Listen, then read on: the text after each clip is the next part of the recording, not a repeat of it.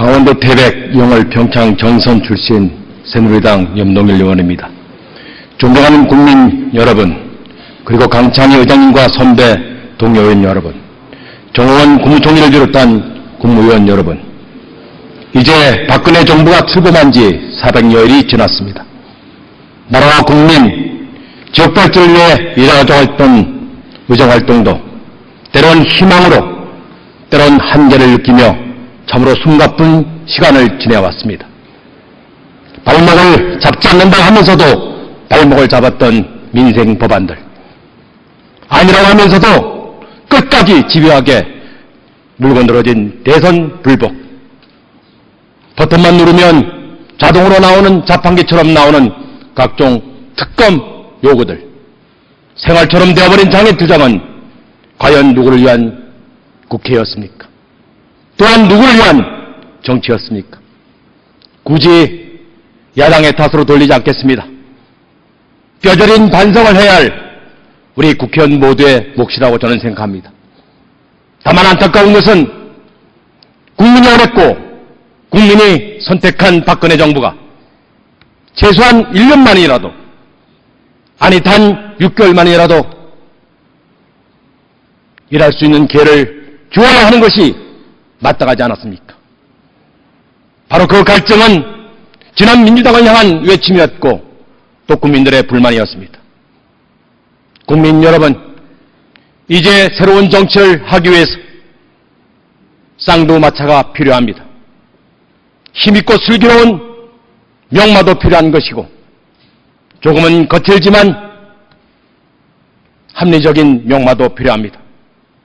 그동안 자중질환했던 우리 야당들이 새로운 정치를 위해 새로 모였습니다.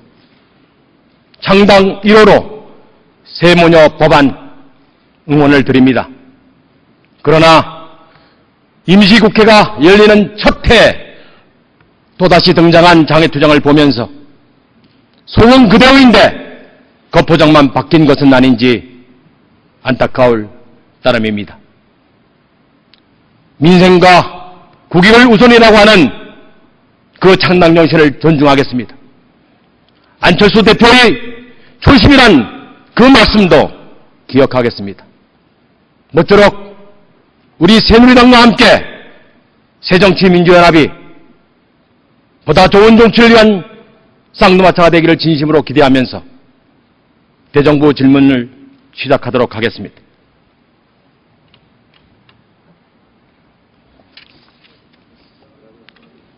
우리 보건복지부 장관 나오시죠.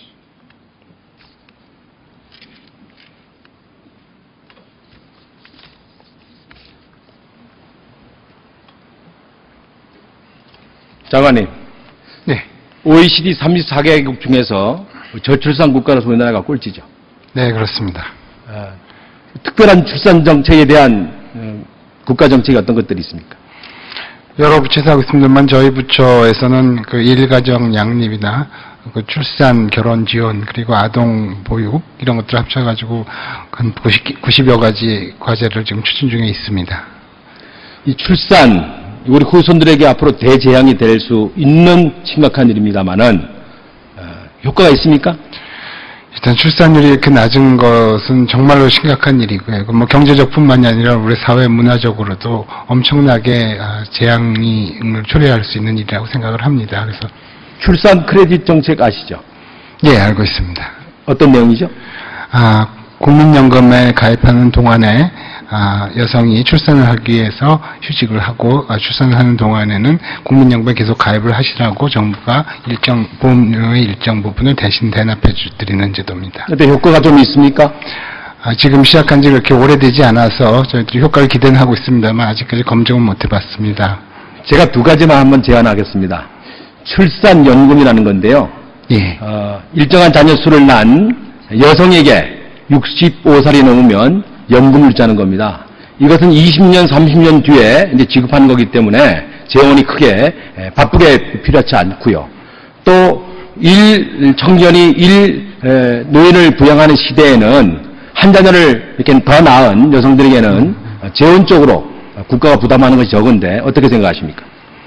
솔직히 제 생각으로는 어떤 논리적인 합리성도 있고요. 그리고 또 실효성도 있을 것 같다고 생각이 됩니다. 그러나 또 재정적인 문제나 이런 것들도 있기 때문에 어떤 좋은 제안이라고 생각을 하고 이것을 한번 좀 깊게 한번 검토를 해보도록 하겠습니다. 네, 검토해 보시고 두 번째로 옛날 산하 제한 그 캠페인 아시죠? 네, 알고 있습니다. 그런데 요즘 저출산 문제 이렇게 심각한데도 캠페인이 별로 없는 것 같습니다. 어떻습니까? 예, 그렇지 않아도 저희가 그 다음 달까지 저출산고령사회위원회에서 종합대책을 지금 마련하고 있습니다. 그걸 하면서 전폭적인 어떤 사회 그 홍보 활동도 같이 포함해서 추진하려고 하고 있습니다. 이 출산은 좀 복지라고 생각하고 있고요. 예. 우리 후손들에게 물려줘야 할 가장 중요한 선물이라고 생각합니다. 예. 꼭 좀 잘 좀 해주시기 바랍니다. 양육 문제에 대해서 좀 묻겠습니다. 예. 지난달에 우리 서영교 민주당 의원님하고 제가 아동학대 사진전을 개최했는데 보셨나요? 예, 그날 행사가 있어서 저희 차관이 대신 대참을 했습니다. 죄송합니다. 화면 한번 보시죠. 네. 저 갈비뼈가 16개가 부러진 서연이 사진입니다. 가슴 아픈 일이죠. 그리고 저 나람이 사진인데요. 바늘로 눈을 찔러서 사망한 사건입니다. 세 번째 저는 우리 건희 사진입니다만은 골프채 그리고 청소기로 때려서 사망한 사고입니다. 오늘 아침 신문에 나온 것도 이 나름이 사건입니다만은 소회가 어떻습니까? 보신 소회가? 예, 정말 끔찍하고 가슴이 정말 아픕니다. 제가 그날 우리 78명의 국회의원들이 와주셨는데요. 정말 상상을 초월하는 가슴 아픈 충격적인 일이었습니다. 다시 한번 촉구드리겠습니다. 아동학대 없는 나라 만들어줄 수 있겠습니까? 최선을 다해서 노력하겠습니다. 장관님, 제가 3월 27일 날 여야 의원 이렇게 공동 발의해서 이 특별법을 발의했습니다만 내용 혹시 알고 계십니까? 예, 보고받아서 알고 있습니다. 잘 통과되도록 해주시고요. 전담검사, 네네. 경찰관 그리고 소급 적용하고 잘 통과되도록 해주시고요. 네네. 예산이 좀 부족해서 이해는 갑니다만은 기재부가 잘 상의를 해서 아동학대가 더 이상 우리 이 땅에 발붙이지 못하도록 노력해 주시기 바랍니다. 네, 노력하겠습니다. 들어가 주시죠. 수고하셨습니다. 여성가족부 장관님 나와주시기 바랍니다.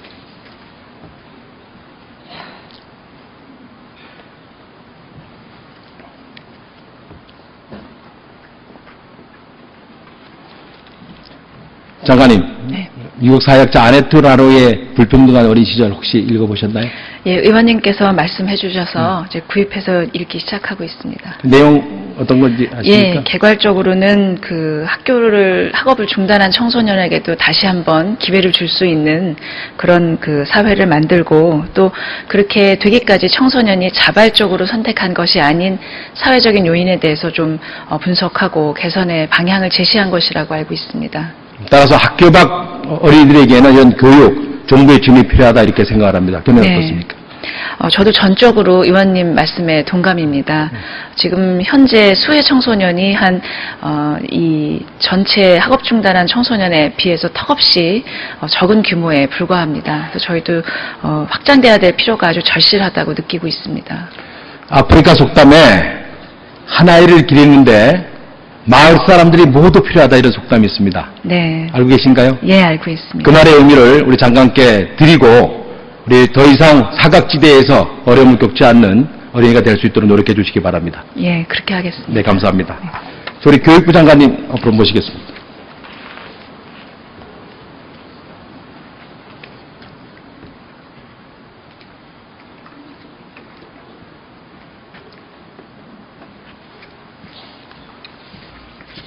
네. 그 교육비 또 여러 가지 왕따 또 청소년 폭력 또 청소년 자살 이런 문제들 잘 알고 계시지 않습니까? 네. 여기에 대한 우리 교육부의 대책은 무엇입니까? 예, 여러 가지 학교 폭력 문제에 대해서도 종합 대책을 개발을 해서 지금 추진하고 있고요. 또 학생들 자살 문제나 이런 것을 해결하기 위해서 학생 정서 행동 특성 검사 등을 통해서 그 고위험군 학생들을 가려내고 또 이 학생들을 치료하기 위한 여러 가지 그 대책들을 강구하고 있습니다. 또 자살 예방 교육이나 이런 관련 대책들도 열심히 추진하고 있습니다. 우리 박근혜 대통령께서 4대학 근절이라고 하는 말씀을 하셨고 또 학교 폭력은 많이 줄어들었어요. 네. 근데 자살 청소년들은 많이 늘어나고 있는데 여기에 대한 대책도 있으십니까?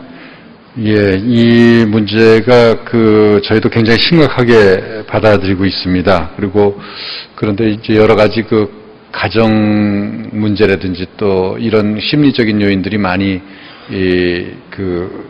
작동을 해서 이게 줄어들지 않고 있기 때문에 여기에 대해서 지금 각급 학교에서 좀 더 적극적인 대책을 강구하도록 그렇게 유도하고 있습니다. 지금까지는 제가 출산해서 양육 그리고 학교 밖 이제 학생들 얘기했고 지금 장관님들한테는 학교 안에 학생들에 대한 문제를 말씀을 드렸습니다. 특별히 종합특별관리센터를 두어서 좀 사각지대 학생들이 있지 않게 할 수 있는 방안은 없겠습니까? 네, 그런 종합특별관리센터가 필요하다고 생각을 합니다. 근데 아마 저희가 지금 현재 운영하고 있는 학교의 학교폭력을 대응하기 위한 위클래스, 위센터, 위스쿨 이 제도가 의원님께서 제시하신 그런 방향하고 상당히 유사하다고 생각을 해서 그 기능을 좀 더 강화하도록 노력하겠습니다. 그동안 우리 아이들이 참 힘들게 공부를 하면서 지내왔습니다. 박근혜 정부에 와서 꿈과 끼를 이렇게 개성을 살리는 교육을 지금 주장하고 계신데 거기에 대한 여러 가지 좋은 정책이 있으면 말씀해 주시기 바랍니다. 예, 저희가 이 피사 시험과 같이 국제 비교 평가나 이런 데서 저희 교육이 굉장히 성공적인 것으로 나타나고 있지만 저희가 이제 안고 있는 가장 심각한 문제 중에 하나가 학생들의 학업 성취도는 높은 반면에 학교 생활에 대한 만족도나 또 학업에 대한 흥미도나 이런 부분에서는 상당히 뒤떨어지고 있고 또 행복도도 많이 더 떨어지고 있다고 생각합니다. 그래서 이런 시험 위주 교육에서 벗어나서 학생들이 자신만의 꿈과 끼를 살리는 그런 교육으로 전환하는 것이 필요하다고 보고 모든 교육 정책에서 그런 방향으로 노력을 하고 있고 특히 이 자유학기제, 중학교 자유학기제 도입과 같은 것을 통해서 지금 상당히 가능성을 확인하고 있는 상황입니다. 2017년도 되면 이제 고등학교 졸업생 정원수가 대학교 정원수를 못 미치는 그런 현상이 벌어지죠. 네, 그렇습니다. 그래서 대학 구조조정 지금 하고 계시죠. 네, 그렇습니다.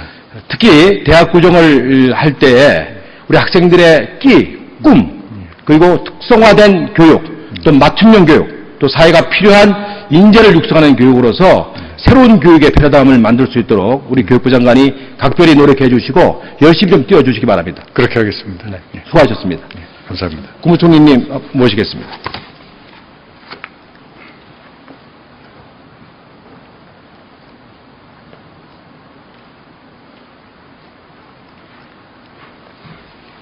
총리님, 지금까지 교육부, 보건복지부, 여성가족부 이렇게 말씀을 드린 것은 출산에서 양육, 그리고 교육까지 이제 어느 한 개인이 책임질 일은 아니다.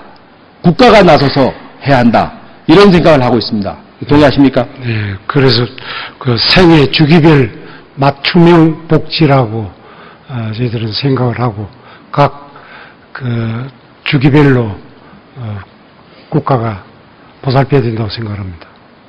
그 양육에서부터 출산에부터 양육까지 학교 밖 학생들, 학교 안 학생들, 대학까지 우리 학생들이 잘 커나갈 수 있도록 각별히 신경을 써주시고요. 저 표 한번 보시겠습니다. 노인이 이제 복지 재원이 6조 3천억이고요. 그리고 우리 장애인들이 1조 3천억. 그리고 영유아한테 지금 주어진 재원이 3천억 정도입니다. 이거 보고 느끼시는 거 없습니까? 네, 그쪽에서 좀 확충을 해야 되겠다 생각합니다. 미국은요, 이 아동 예산이 국가가 이렇게 관리 직접 하고 있는데 지금 우리나라 현실은 그렇지 않죠? 네. 혹시 총리님, 표를 가진 집단, 이익 집단이 있는 데는 예산이 많이 집중되고 있고 또 이 집단이 아닌 한마디로 표가 없는 우리 육아들, 어린이들에게는 이렇게 예산이 난 현재 적다 이렇게 보는데 우리 총리 생각 어떻습니까? 네, 그런 점도 없지 않다고 생각을 합니다. 특히 지자체를 하다 보니까 좀 그런 계산이 깔려 있는 느낌이 없지 않습니다. 오늘 제가 여러 장관님을 모셨었는데요. 이 각 부처의 이 출산 문제, 영유아 문제, 청소년 문제, 교육 문제가 이렇게 돼 있습니다. 도표를 보시고요.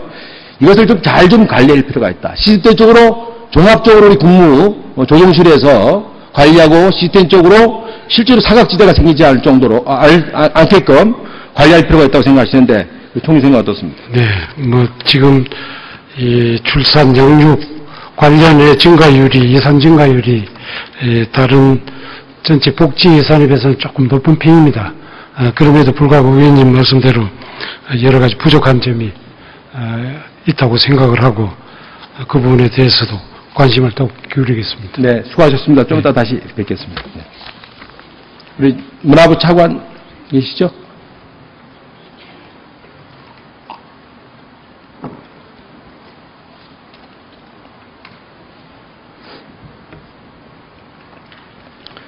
이 1200만 외국인 관광 시대, 이제 한국 관광의 이제 터닝 포인트입니다만은 가장 큰 문제점이 뭐라고 생각하십니까? 예, 지금 작년에 1200만 명의 외국 관광객이 한국을 방문했습니다.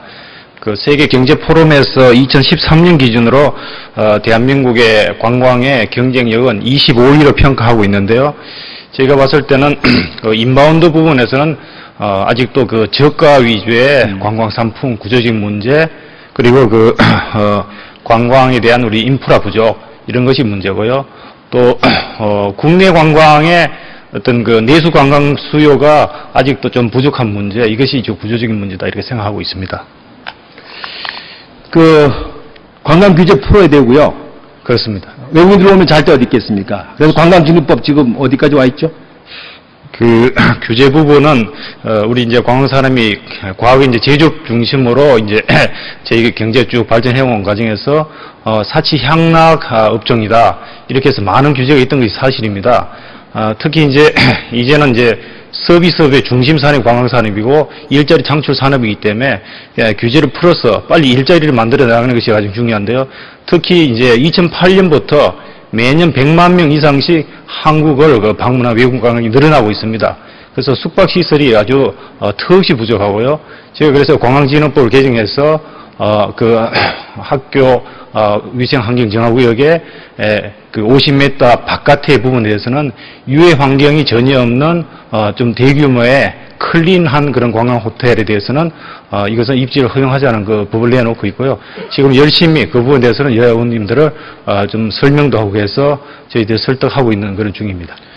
관광 굴뚝 없는 산업이고 또 미래의 또 사업이고 신성장 동력 사업입니다. 어쨌든 관광진흥법 속히 통과시켜서 우리 관광이 하루속히 더 발전할 수 있도록 노력해 주시기 바랍니다. 네, 그렇게 하겠습니다. 제가 164명의 의원의 공동 발의한 올림픽 특별법 알고 계시죠? 예, 알고 있습니다. 이 내용도 알고 계십니까? 내용 알고 있습니다. 특히 이제 2018년 평창 동계올림픽을 계기로 해서 개최 도시뿐만 아니고 배후 도시도 같이 좀 발전해서 올림픽 끝난 이후에도 좀 이 지역이 좀 계속 발전해 나갈 수 있도록 하자는 그런 취지의 법인 것으로 알고 있습니다. 네, 잘 알고 계시네요. 네. 올림픽 배후도시라는 것은 바다가 있는 동해 그리고 태백사막의 산인 그 산과 해양이 융합하는 것이고요. 네. 또 그동안 버려져 있는 폐광 지역 그리고 올림픽 개최 지역이 융합을 해서 이러한 도시가 재생산업을 통해서 세계 속에 다시 내놓자는 겁니다. 관광, 문화 이런 것을 차별화 연계화시켜서 세계적인 올림픽을 통해서 이 도시를 세계 속에 내놓고 공동으로 마케팅을 하고 상품을 팔고 해서 끊임없이 외국 관광객이 들어올 수 있도록 하는 지역의 주변 도시를 하나로 묶는 도시라고 저는 생각합니다. 그렇게 네. 알고 계시죠? 네, 그렇습니다. 예. 이 도시를 만드는데 제가 작년서부터 예. 많은 노력을 했습니다만은 이제 겨우 3명이 배치돼서 예. 배후도시 이제 추진단이 만들어져 있습니다만은 하루속히 더 많은 인원이 이 일에 종사할 수 있도록 그렇게 노력해 주시기 바랍니다. 네, 그렇게 노력하겠습니다. 네, 수고하셨습니다. 네. 우리 국무총리님 다시 뵙겠습니다.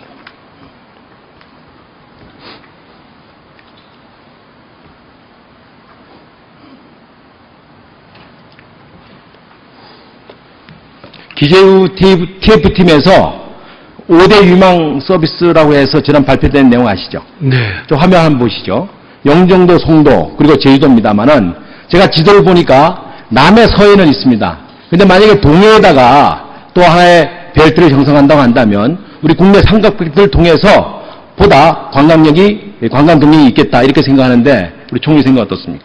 네, 이 주요 관광 거점을 연계해서 관광을 통한 지역 균형 발전을 유도하기 위해서 한번 고려해 볼 수 있는 좋은 제도로 생각합니다. 이건 특별한 재원이 들지 않습니다. 지금 올림픽 배후도시를 만들고 있기 때문에 여기에 연결만 시켜서 계획만 짜면 상당한 시너지 효과가 날 수 있다 이렇게 생각을 합니다. 네.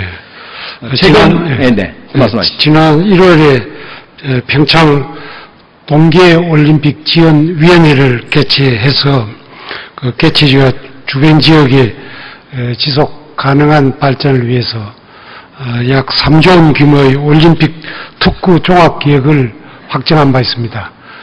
이 취지가 바로 지금 의원님께서 말씀하신 그 취지와 부합한다고 생각을 합니다. 외국인 카지노 승인한 거 아시죠? 네, 한 것으로 알고 있습니다. 강원랜드 취집 목적 알고 계십니까? 예, 폐광 지역의 재활을 지원하기 위해서 만든 것으로 알고 있습니다. 최근에 태백 정선에서 공기업 방망 경로로 인해서 여러 가지 소요 사태가 있는 것 알고 계십니까? 네, 보고를 들었습니다. 이 강원랜드는 1995년 3월 3일 이 국민 투쟁으로 인해서 얻어진 결과입니다. 폐광 지역의 경제 해석을 위해 만든 법인데 지금 그런 잣대를 댄다고 하는 것은 저는 번지수를 잘못 짚었다 이렇게 생각하는데 총리 생각은 어떻습니까? 예, 그 강원랜드가 폐광 지역 경제 활성화를 위해서 의미가 있는 것이긴 하지만 이게 또 그 운영에 있어서는 법과 제도 테두리 내에서 해야 된다 그런 생각을 갖고 있습니다. 오토 리조트 지원 문제 그리고 워터월드 축소 문제 우리 총리께서 다시 한번 짚어주시기 바라고요. 폐광 지역은 자립 기반 도시 구축을 해야 합니다. 그런데도 불구하고 20년 동안 우리 정부가 지원을 잘못했다 이렇게 보는 거고요. 이제는 다시 20년 만에 우리 자립경제 기반 도시를 위해서 폐광 지역을 위해서 새로운 시스템, 새로운 여러 가지 제도가 마련돼야 된다 이렇게 생각하는데 우리 총리 생각은 어떻습니까? 폐광 지역 자립형을 위해서 지금 현재 7개 사업을 추진하고 있는 것으로 알고 있습니다. 앞으로 또 발전성이 높은 사업을 하도록 그렇게 연구하도록 하겠습니다. 저는 그 버려져 있는 폐광지가 올림픽을 통해서 새로운 재생도시로 세계 속에 성공된 도시로 나설 수 있기를 만들어 가도록 노력하겠습니다. 총리께서 많이 도와주시기 바랍니다. 네. 총리님, 소치올림픽 갔다 오셨죠? 네. 소치올림픽 그 소회가 어떻습니까? 예술성이나 여러 가지 또 그 시설 투자를 잘 해가지고 좋은 성적을 거둔 점이 있는가 하면 너무 투자가 많은 데 비해서 효율성이 떨어지고 낭비적인 요소도 있다는 그런 생각을 했습니다. 그런데 러시아를 하나로 묶었고 러시아 대국을 세계에 알린 효과는 칭찬할 만하다 이렇게 생각하는 네, 것입니다. 그런 성과를 거둔 것으로 보였습니다. 제가 단지 아쉬운 것은 주변에 관광 인프라를 구축하지 못해서 다시 가고 싶은 소치가 아니라는 거. 그런 점에 많이 느꼈고요. 우리 대한민국 평창 올림픽만큼은 이러한 폐단을 없애야 되겠다 이런 생각을 했습니다. 네. 혹시 창조 올림픽 들어보셨나요? 네, 문화, 환경, 경제를 복합한 올림픽으로 이해하고 있습니다.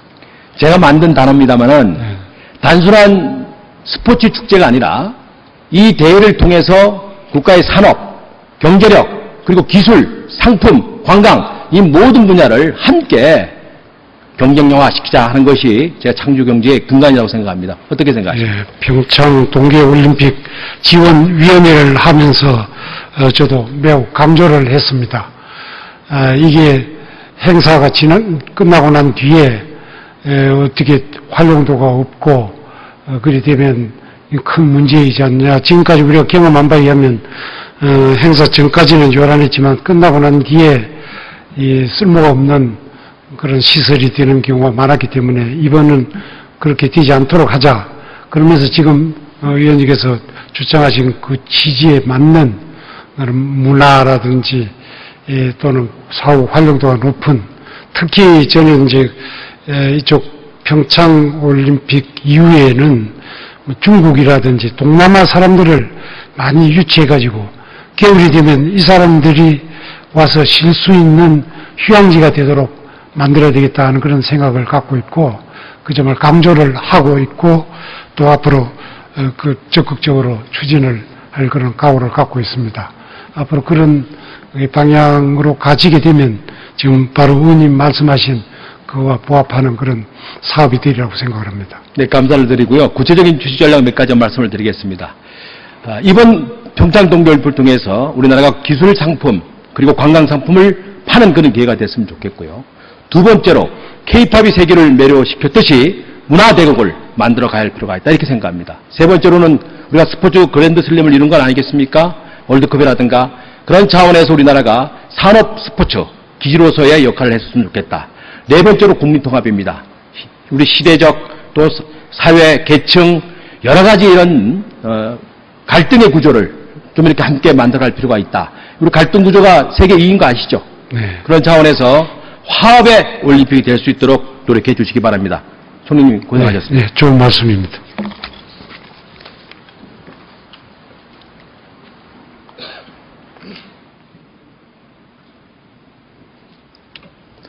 존경하는 국민 여러분, 이제 세계인들의 눈이 소치에서 평창으로 집중되고 있습니다. 올림픽의 궁극적인 목적이 무엇이겠습니까? 국가의 품격을 높이고 국가 경쟁력을 높이는 데 그 목적이 있습니다. 국가의 경쟁력이 무엇입니까? 잘 사는 나라, 부강한 나라를 만드는 데 목적이 있습니다.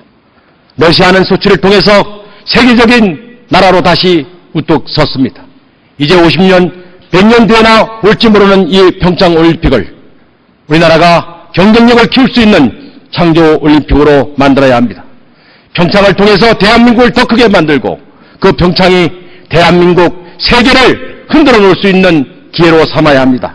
오늘 함께 해주신 많은 분들께 다시 한번 감사를 드리면서 끝까지 경청해 주셔서 대단히 감사하게 생각합니다. 고맙습니다.